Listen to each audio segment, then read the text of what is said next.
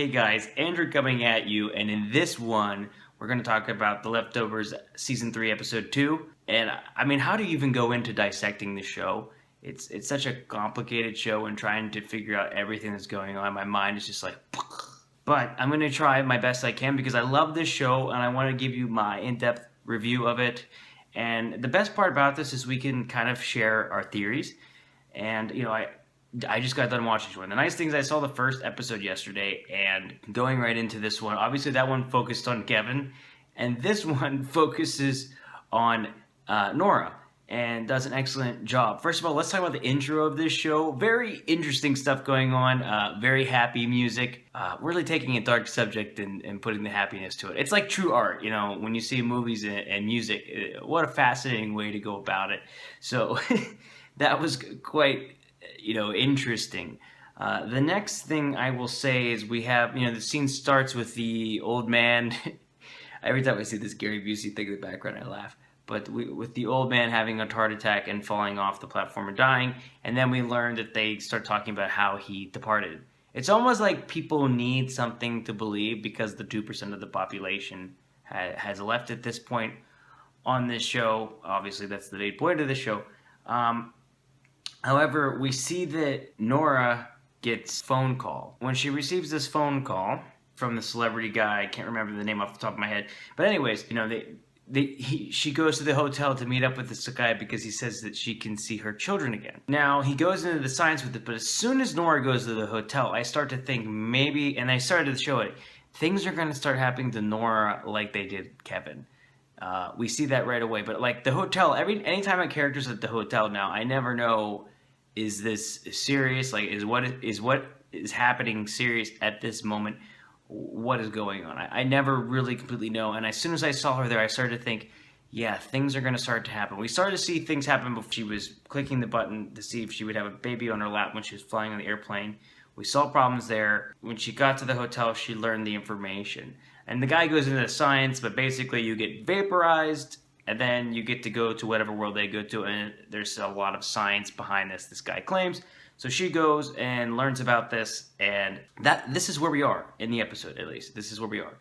So moving on from here, she then goes to another location to see her family. And we finally find out what happened to the daughter from season 2, and we learned that the mother came back to get custody of her child.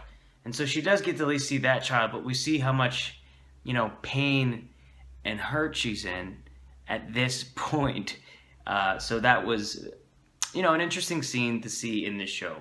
Then after that, we get finally to the point where she gets pulled over and taken back home, and then we learn through that dialogue, we see the anger that she sends out to Kevin's son, almost blaming him for everything. What's interesting is what I've learned about Nora is that, you can see when she's hurting, she wants to make others hurt.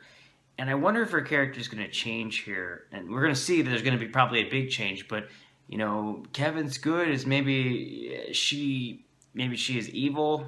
We'll have to see there. But that's where we are so far. Then it gets crazy because she gets to go back home, and what an interesting scene with Kevin. But like I said in the first season, if you remember in the first season, Nora had a very interesting way, to say the least, of dealing with her pain and suffering. And we see that Kevin has a similar way, and then Kevin says, let's have a baby, and then she loses it. Sometimes with this show, I just love the humor that could be involved in this show. I think it's quite awesome that it can be funny, and it's like a dark humor. This would be a perfect show. I bet this show is big in England, or it should be big in England. It's like such a dry comedy, and it's funny at times. I think it's trying to be funny, but anyways. And that's before she goes on her trampoline jumping scene, which was interesting as well. Oh, and the one last thing I almost forgot, we also learned about the tattoo and the reason why she broke her arm. But again, she has an interesting way. I didn't want to forget that. So then we find that she takes the call to want to go to Australia, which again is also kind of interesting. And then we see this Kevin in Australia. Well, one interesting thing I noticed in this, and I don't know how many other people picked it up, but when the kangaroo got hit by the vehicle, the front of the license plate said 666 on it. And it never did again throughout the other scene with the police officer. So very interesting little subtle thing there. And that's when I thought that maybe this guy we learned that this police officer named Kevin, he gets caught. So and they go to drown him to see if he can't die like the Kevin we know. Which got me thinking, since this show deals so much with religion, religious tones to it, I thought maybe this guy, because I saw the 666 for a second in the car, I thought maybe he's going to be the dark character. Maybe he's going to be evil or something. And I also sometimes think that about Nora. Like maybe Nora is going to be evil as well. I don't know in this episode. But then we see that they lower him in the water, and it doesn't look like he made it through. So we'll have to see. But anything can happen at that point. And then Kevin's dad shows up in the picture, which he's done sporadically. But now I'm so lost. This show is interesting. I think that you could take a class in the show. I mean, it's been 2 seasons since I've done the first. Ideally, I would have binge watched it, and I'm sorry I haven't. But I'm just going through to point out some interesting points. Because in last week's episode, someone raised a question, and I looked at this on Reddit, that, was the last week's set decades in the future?